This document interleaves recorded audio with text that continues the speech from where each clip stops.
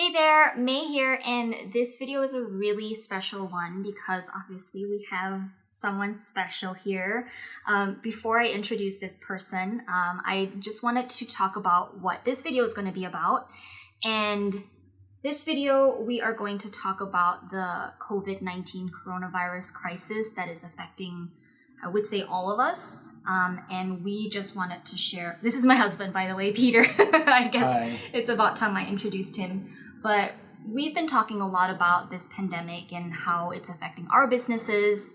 And obviously, I think a lot of you guys are wondering what changes you need to make in your business and what other people are doing. And we just wanted to share our personal perspective on how we view all of this. And even between the two of us, we have some difference in opinion with some things. But we want to share with you what we're doing specifically from a business perspective with our handmade businesses, how we're changing things and pivoting despite what's happening in the world right now. So I have a list of questions here. And for those of you guys who are new to the channel, so I run a couple of businesses. I have my Tiny Hands scented food jewelry business. That's where I make handmade food jewelry. Then I obviously run Creative Hive, which is where you guys are watching this video.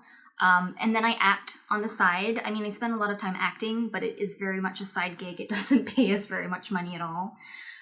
We do Gigster, which is like an Airbnb, but it's for renting out our house for film productions, like for commercials and short films and student films and things like that. And Peter kind of manages that. And then also like late 2019, we started a new business on Shopify. And this is a print-on-demand, personalized artwork business. So we make wall art, and it's targeted to families and like partners, people who have girlfriends and boyfriends, or husbands and wives, and anniversaries and things like that. But Peter's also mostly managing that on his own. Like we started it together, but once that kind of had momentum, like for the first couple of months, we both managed it and fulfilled orders and made art for our customers. But then I think it was like month 3 or so. Anyway, that's like for a different video, but I just wanted to give you some context as to why Peter is in this video. That's because he's also running a business, multiple businesses, and he has in the last year become a very significant part in my businesses as well, with like just things that we talk about and me getting his opinion about stuff, helping me make decisions.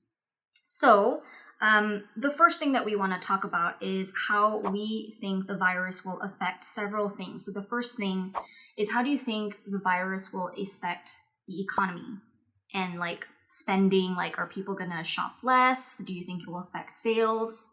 Do you think people are going to lose their jobs? I mean, obviously, at this point, a lot of people have lost jobs already, right? I mean, if we date it right now, it's March 19th today. Mm-hmm. And as far as I know, I think I just saw in the news that there's some figure for unemployment just hitting a certain level in the United States as a result of this. So obviously it's impacting jobs. Mm-hmm. If we think about the sectors that are most impacted. Right, I was going to ask you that. Who do you think are the ones losing jobs? I mean, for sure, travel, airline, anybody who works there, TSA, all those people. Restaurants. Are not very useful like right now. Waiters and... Yep, then we got restaurants that are closed. Apparently, you can still run a delivery restaurant business, but I don't know how much staff. You don't need wait staff for that.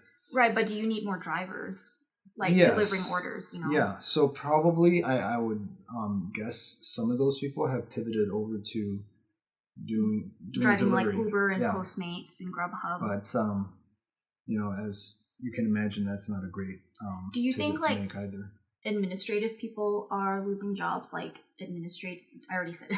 Do you think administrative people are going to lose jobs? And read anything about that? No, I haven't. As you know, the bigger companies, from what I know, my background is from technology, so I worked in software for many, many years. In corporate America. And as far as I know, all of my software friends are still working. A lot of them have gone to working from home. A lot of their companies are, if they haven't been doing work from home yet, this is their opportunity to experiment with that, and well, not experiment, but to implement and use it actually. So. Who knows how that's going to go for them, especially if it's your first time. But for sure the economy, like the stock market's dropping worldwide.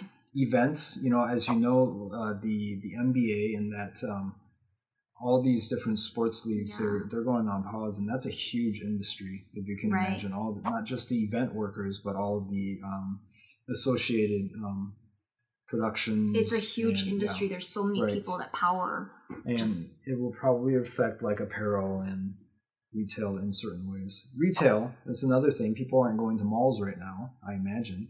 You probably shouldn't be going to malls. You probably shouldn't, but I'm not surprised because as of today, I have seen a lot of different things out there where like people aren't taking the self-quarantine very seriously. Yeah. They're still congregating, they're still hanging out with friends and still playing sports together, and who knows if that will change in like the next couple of days. I think I don't want to get into whose opinion is right. I think but we're doing what we can to stay at home. That's what we feel is right. Okay, another reason why I brought Peter on to talk about this is because between the two of us, he has consumed a lot more media and like news content on what's going on, like from a lot of different aspects, like not just from a financial standpoint or an economy standpoint, but also from just like events, as you were saying. Like you're just really on top of things so much more than I am. But I think more than that, Peter's also the kind of person where he's not just going to take things at face value. So like, what was the thing you saw the other day on the New York Times where like they were announcing how very irresponsibly... Okay, so the New York Times, there is a headline that says U.S. virus plan anticipates 18-month pandemic and widespread shortages. So that was the title of the article. And here I am thinking, like, if you just consume that headline, what a panic-inducing headline. But when you read the article, the shortages they're talking about are for hospital ventilators, hospital supplies and stuff. There's going to be shortages of that for 18 months. It's very different from thinking about that there's going to be a food shortage or a toilet paper shortage. But you can understand how... let me read the headline again. U.S. virus plan anticipates 18-month pandemic and widespread shortages, period. Anyways, irresponsible journalism. Right, and let me break that down a little bit, because for those of you guys who are not like sure like what the big deal is with that, a lot of people on social media, they don't take time to actually read these articles to actually know what it's about. So when you read a headline like that, you're just taking it at face value, and you're not understanding that when they mean widespread shortages, they don't mean just for medical supplies. But anyway, so that can freak a lot of people out. So that's kind of one thing. Anyway, so going back to like the global economy, what have you seen how it's affecting the world? And like... Well, we talked about businesses closing down, certain sectors no longer operating because it's not safe to, or because they're afraid to. Now, if you think about the large business corporation people or medium, small-sized businesses, everybody's a little bit on edge, right? Because nobody can really truthfully say that this is going to play out one way or another. So what do? Hire a bunch of people? Probably not. Probably you're going to pull back and save money. So let's take a look at what's going to happen next. Let's try to be lean and careful with our spending. So that multiplied and feeding on itself. Right. It's just amplified, basically. Yeah, until the news or the outlook and the news as we understand it, as it circulates in the media in the current events, until those things start sounding more positive, I think that's how businesses are going to react. And then, of course, there is just the truth of the fact that so many people are suddenly out of work. Yeah. Which is scary. And not to mention also for a lot of us, we get a lot of, like, whether we like it or not, we get a lot of our supplies from China. And even if you think you get it from America, was that product or supply manufactured in America? It could have been distributed by an American distributor, but it was manufactured, a lot of our stuff is manufactured by the Chinese. Right. And how that's being affected. I mean, I don't know, I'm hearing how... You've heard about people having trouble getting stuff from China. I have, but that was maybe 1 or 2 weeks ago, and I've heard about how China is kind of healing itself. Right. So maybe that will start to get better, but I don't know. Right now, who can say? There's so much uncertainty, right? Right. Let's move on. What do you think about craft shows, conferences, trade shows? I think for sure they're all going to get shut down, right? If your city or state is not already locked down, we're in Los Angeles and we're locked down, no restaurants, no congregating over 50 people in groups. Right. And those are the current impositions, right? That you can't, obviously, if you do craft show circuit, you felt it. We used to do craft shows. Yeah, we get it. The two of us. Yeah, and we did some trade so much shows work, too. Respect to those I do a lot of conferences. I used to. But now, if you think about that, even after the virus gets better, what's likely going to happen is that people are going to be a bit more on edge about being in public in large population places when they don't have to be. Let's say 3 months down the line, everything's back to normal, knock on wood. And there's a craft show. Probably a lot of people are still going to be like, well, I don't know. There was that coronavirus thing. Stay at home. I could just shop online instead of going. So it's going to impact, I think, the craft show. A lot of live events. So I think, for those of you guys who are, sorry, it looks like you're going to say something. One thing I always think about is how I think in the past, I don't know how many years, I've always seen footage of people in Asia. Just when they do just B-roll footage of like crowds and stuff, you always see people wearing face masks. Yeah, it's like a big thing in Tokyo. And my takeaway from that now is that they've gone through something similar to this already with SARS back in 2005 or something like that. So it's in their psyche to be careful. And I think we need to anticipate that moving forward. This will be a part of our culture now. It's going to be a part of our psyche. So I was going to say, like, for those of you guys who depend primarily on craft shows or live events like markets to make your money, I think for sure if you haven't felt it already, you're going to feel it now, or in what Peter is saying, you will start to feel it more also in the future as people's psyches change about cleanliness and, bugs and bacteria and stuff like that. Okay, so here's, I think the next thing that I want to talk about is what I think people will be interested in this is what we will or are planning on doing or already doing for our businesses with this whole crisis. What are we doing?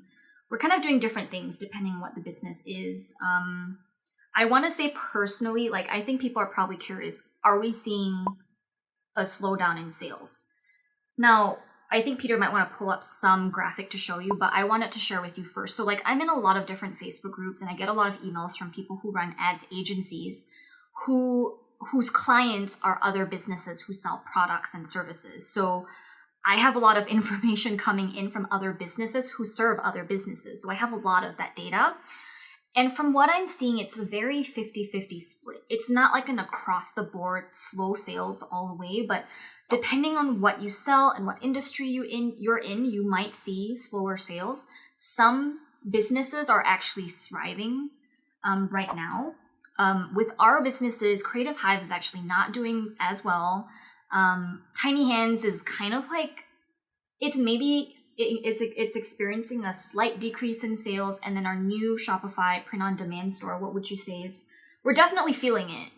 I mean, I'm not a statistician, but so I don't really know what's going on. We've had a couple good days, but I'll show you the graph for our monthly. So okay, we just zoomed in, but this is our month of March so far. And you can see there is a steady decline in what's happening. And honestly, I thought it would happen faster. That I'm surprised and I'm happy. I'm ecstatic that we're still getting sales and everyone's a celebration right now. I know. But thinking about the outlook of how, if you look at the numbers of what's already happened in China, what's already happened in Italy, I think using those, you can expect that our curve is we haven't hit the peak of the worst yet. The worst is yet to come. So I'm afraid of how long that's going to take to get there and how long it is to get out. So again, I'm celebrating that we still have sales, hanging on to that. Yeah, and just to give you guys an idea, because we haven't explicitly told you what this new shop is, it's a totally luxury product. People don't need to buy this to survive the crisis. Yeah. It's a for fun product. And to see like people are still making $150 orders, $200 orders, it's like, so here's my theory is I think that a few things. one, I think that no matter what time it is, if the economy is booming, if we're going through a recession, which we kind of are right now, people will always be spending money. And of course, I take that with a grain of salt, because I'm not talking about people who live paycheck to paycheck, who have lost their jobs, who work restaurant jobs or retail jobs. Those people are probably not going to spend as much money as they used to. But for the rest of the population who are like, they have savings, they have office jobs, they have, some security. They might not be, freaking out as much. They're not freaking out as much, and they're still shopping. And here's my theory too, is that, and I call these theories because everything's so uncertain, right?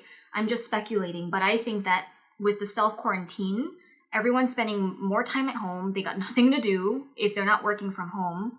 But if they're not working, from home. But so people are still shopping. People are shopping. Yeah, they're consuming content. We've lost a segment of the population that will shop. Yeah. Right.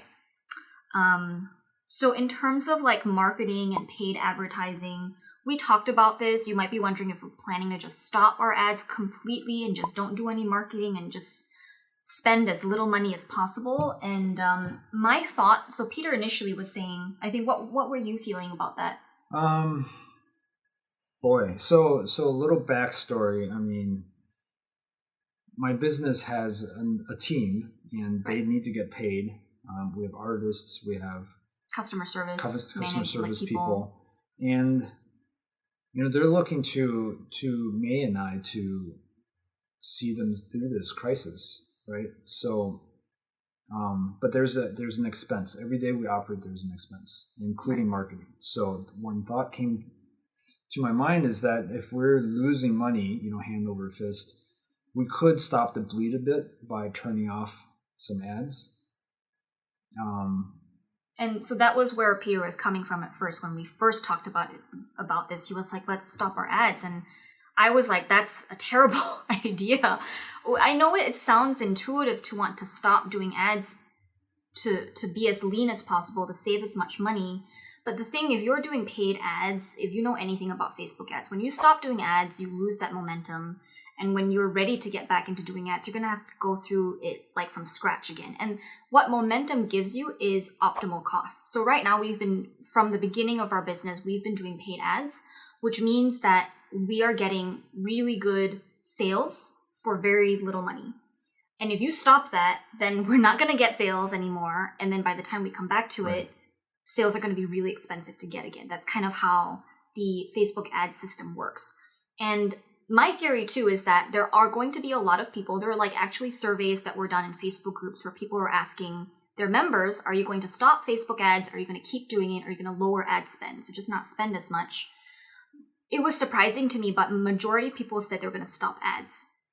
And to me, if like a lot of people are thinking that means there's going to be less competition in the ads ecosystem, which means better for the rest of us who are actually staying on there, because the ad system, I think every ad system works on an auction bidding system, which means if it's more competitive, you have to pay more to get your ad seen. And if it's less competitive, then your costs are a lot lower. So I think we need to stick it out. And here's my philosophy is, as a business owner, we have a responsibility to our team. And if we need to, we can take some debt, some credit card debt to keep the business going, to get sales flowing through, because it's also proven that is good for the economy. If we can get people spending money and we're pushing sales, then we know it's a flow, right? We're paying our people. Our people then have money to buy things, to buy living expenses, food, toilet paper. It's a natural cycle, and if one person doing your duty to keep things going. Right. So I think we've decided we're not going to stop doing marketing or ads, but we're just going to be a little bit smarter about things. Like if an ad isn't converting as well for us, then we're going to just stop it. We're going to be more aggressive with our measures, but we're not going to stop it. We're going to just try to optimize our efforts, basically. So I get the other question was, would you rather make sales or just break even? And personally, I would rather break even because we're not in the red. But if you don't make any sales, you have all of these business expenses and overhead you have to pay for. In our cases, we have teams and independent contractors and freelancers that work for us, that if we're not making any sales, that money is coming directly out of our pockets. So I would rather make sales, even if it means we're not profiting. Yeah. So you can't really stop marketing because you need to make those sales. Yeah. What about firing your team? That is an option. You could fire your team. You could lower their hours. Now, this is a argument, I guess, a disagreement that we've been having, the two of us, back and forth. So, I mean, for where I'm coming from is that I look at my team as they're depending on us to make it through this, however long it is. So to provide a measure of leadership to them, I have to look at the situation and think about it in the long run. Do I really know how long this is going to? I don't. No one knows. I am not of infinite capacity to keep our business running either. I'm willing to go into debt. One of the things I've done is I've just applied for another credit card. Zero interest. It's something with this time. Usually when I shop for credit cards, I'm looking for like a cashback, but this time I'm looking for the maximum amount of time that they will give me 0% interest APR on purchases. That's smart. You should do that. Hopefully, this gets approved. I haven't gotten the approval yet, but that's kind of how How many days ago did you apply? I applied like 3 days ago. They said 5 to 7 days to get back to me. The only reason I'm worried about not getting approved is because I've done this like twice in the past already. So I have a lot of credit line. We have like open lines. And I know if they're not being used, right. But I know if I cancel them now, it wouldn't make a dent in anyways, yeah. Long story short. So, so my people, I'm thinking about to help preserve their livelihood for as long as possible. I might next week communicate to them that I'm going to do a 25% salary cut just across the board as like an austerity measure. So just to make sure that everybody's on board, because our sales right now, like my business has been breaking even. We've had 2 days of making money in the last 2 weeks, and then the rest of the time breaking even, maybe another day of losing a little here and there, but we're not making any money. And so what this means for us is Peter's not bringing in any income to the family. Right. So that is our number one priority, is we need to make sure we have money to pay for our house, for our utilities, for our food, for supplies, for whatever. That's the number one priority. And it is our priority. Yeah. However, I have kind of a little bit of a different perspective from Peter. Can I just? Sorry, yeah. So my perspective is that of course, at the end, we take care of ourselves in the end. And if we fail to take care of ourselves and we cannot pay for our mortgage, the businesses and the people that depend on us, we have failed them. So that's why I look at this. So I want to practice austerity now so that I can be sure to preserve everything throughout the That's a good way crisis. To look at it. Okay. Maybe I need to rethink this now that you're sharing. This is like this is kind of sharing a new motivation to his perspective. But anyway, so what I was thinking before is my philosophy is that maybe I come from a different experience, because with my team members for both Tiny Hands and Creative Hive, I spent years finding every single person, and everyone is like a magical unicorn. If you've done any hiring yourself, if you hired virtual assistants or whatever, anyone from Upwork, or it's just really hard to find good people that you can trust, that are very skilled, that you can rely on, that do good work for fair prices, and that you just love working with too. Like the people I work with are amazing. And for me, I feel a certain sense of fear that if I were to cut their hours, they're going to have to figure it out, right? They're going to find work from other business owners. From other clients. They're going to find jobs. And by the time I'm ready to get back into the regular state of business, they're already, busy servicing someone else, and they won't have time for me. So that's my biggest fear, is that I'll lose my people from the simple act of just cutting their hours. So I feel, and I've told all of my freelancers that will be the last thing that I plan to do. So it's kind of a worst case scenario situation. So what I'm doing first is cutting expenses from the advertising front. And as I told you guys and Peter, that I would first take a hit on myself with debt first before I lose my people. Right. Because it took me years to find them, and I don't want to lose them. And they're just so amazing. And I think the willingness that both of us share to take on debt is a demonstration of the fact that we believe things will get better. Yeah.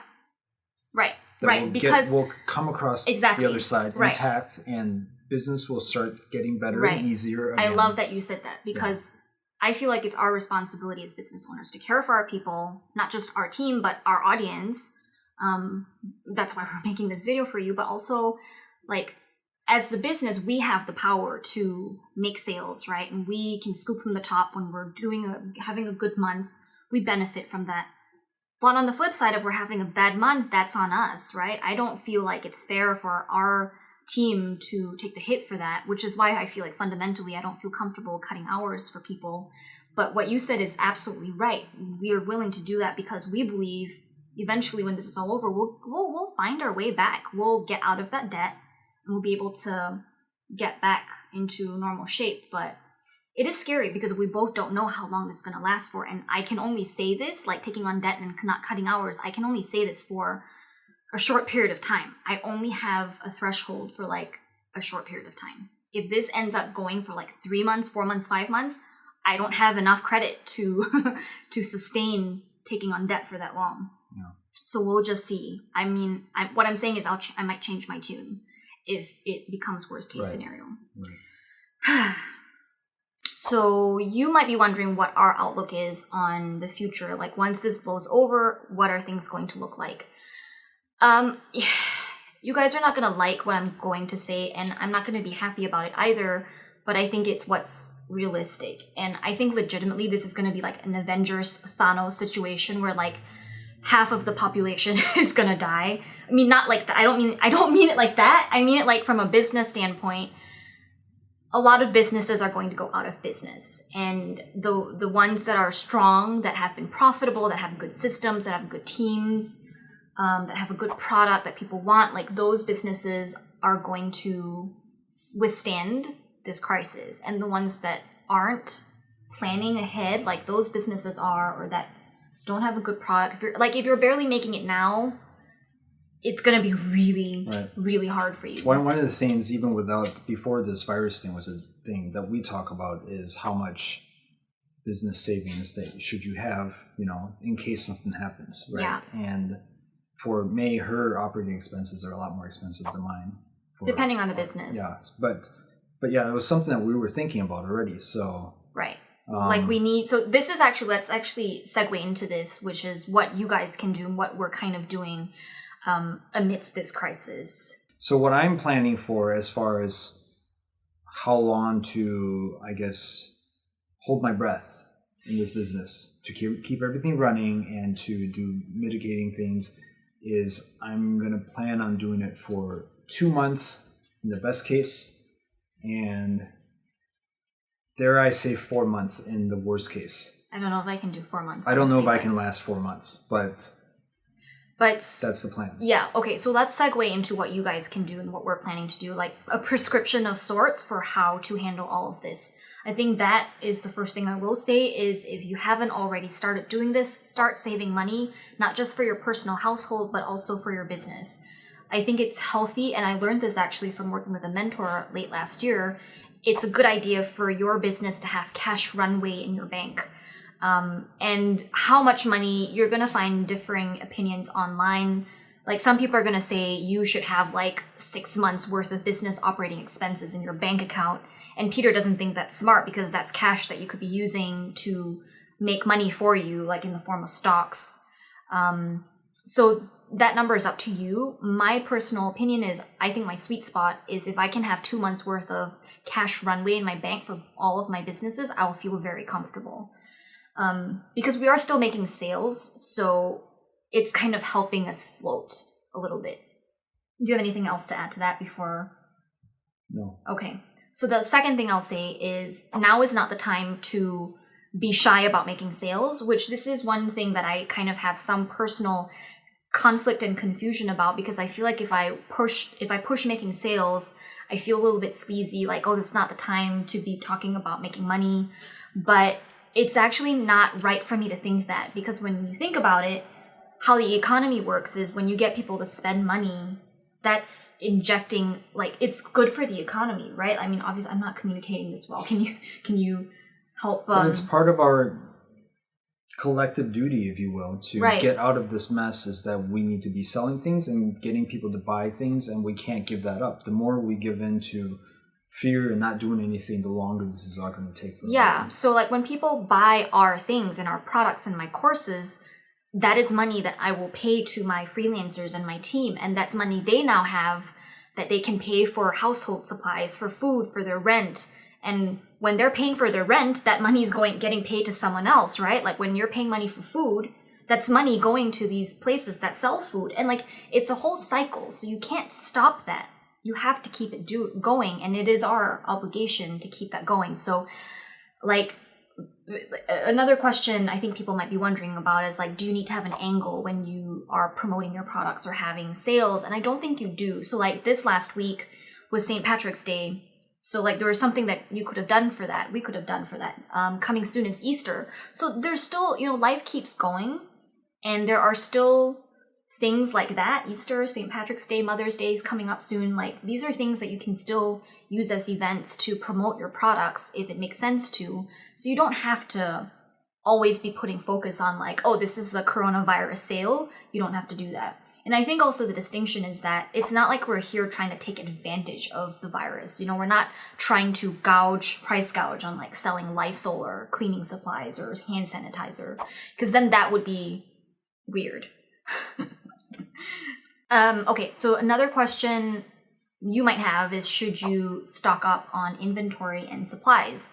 And you might be wondering that because maybe like distribution channels from the things that you buy like at Michael's or from wholesale websites online, like maybe you're getting your supplies from China, and it is a legitimate question for, should you stock up now in case distribution stops, manufacturing stops, right? Because a lot of factories are not operating right now. I don't have a fixed answer for that, because on the one hand, like if you've been a part of Creative Hive, you know that this is my opinion. If you're in a sale a day, this is also something I teach in my course, where like in small business, cash is king. So it's really important that you don't have your cash tied up in inventory. Like if you have a lot of supplies or inventory that's just sitting in your craft room or in a cupboard somewhere in your house, that's cash that you could have used to keep running your business, to promote your products. And so I'm a firm believer of not putting your cash in inventory, yet at the same time, because of the situation we're in right now, if you make a product where you have a supply that comes from China, or the manufacturing happens from China, and you're afraid that you're not going to be able to get that supply in the next few months, it might be a good idea to stock up on some of those things. Or maybe if you can find an alternative supplier that sells that same thing. Like you don't have to keep buying from that same supplier, you know what I mean? I would rather do that and pay a higher price than to spend a lot of money stocking up on something that you can have for months. Again, cash is king. So I think there's a fine balance that can be had there depending on what you sell and what business you're in. I come to the same conclusion, but I think I arrive from it from a different place.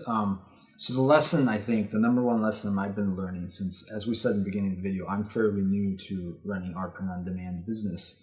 But the big lesson, the recurring one that I learned this year is that agility is worth money. And what I mean by that is there's been many times where I've been, especially early in this first couple months, I'm signing up for new services and they always have like an annual plan where you can, hey, this customer service software costs $22 a seat to run, but hey, if you pay for the entire year, it's only $15. And it's always like this very compelling sort of number where I'm feeling, like, okay, I'll do the annual one to save a bunch of money. And then I find out later that I have to pivot my business.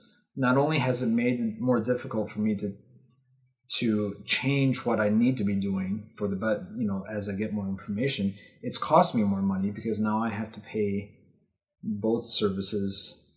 Yeah, and at the time when you paid it upfront on an annual basis, it's a lot more money upfront, right? And you're operating from an understanding or expectation that in the next few months you'll just make that money back. Right. But then something like this happens and you're not going to make your money back. So I've never been a fan of doing annual subscriptions like that. I always do month to month, even if it means paying a little bit more, because, as I said, catch flow is king. Catchy flow is king. I catch you outside. Okay, so I guess we'll end this with just sharing with you guys just some general, like, personal health tips, like, truly quarantine yourself. Don't freak out too much, because then you get really stressed out, and that's not good for your health either. Have a supportive community where you can talk to people and complain to them about, like, all the terrible situations you're in right now, like our Creative Hive community. But it's not a fun time. There's so much uncertainty. This is the best that we've got, sharing our ideas for what we're doing and what we're thinking. I think we're, like, cautiously optimistic. We're not, like, depressively pessimistic about the situation yet anyway, but we'll see. Maybe we'll have an updated video in the coming months, but yeah. Now, there's a lot of silver linings. One of the things we were talking about with one of our friends is that suddenly, with nobody driving in the streets right now, like, everything that was causing, pollution and climate change type deals, like, that's all being cut to a minimum all of a sudden. Right, the carbon footprint that we're having on the earth right now is a lot lower. We're being forced to take care of that. Yeah. We've been doing a lot more cooking at home. Oh my god. Because all the restaurants are closed, so... I mean, they're not closed. We could order in, but we're making a choice not to eat outside food. It's not that we're germaphobes, but we're choosing just to not take the risk of, there's when you get delivery, there's going to be two other parties touching your food. Yeah, and if we've gone through this length to, like, cook all of our own food for so long, I don't want to ruin it with one, just unlucky break. Right. So just be careful, guys. It's been really good for our cooking and just our dining, I guess, budget. Mm-hmm. And it's also, I think we recommend doing things that are fun for you at home too. Like, we've been playing video games, we've been watching a lot of fun movies, cooking that's fun too. Like, Peter roasted a duck yesterday, and that was so good. And then he used the bones for a soup for lunch today. Amazing. But we're trying to keep our neck above the water and not stress out too much. But I would be lying if I said I wasn't stressed. Anyway, so did you have more to say? No, just recalling yesterday our internet went out for an entire day, and that was the hardest. But we just played games and we watched some Lord of the Rings. That's a really good movie, by the way. All right, we'll let you guys go. Thanks for watching. Leave comments for what you are experiencing, anything you want to share. We would appreciate that, and as will the community. Thank you. Thank you. Bye.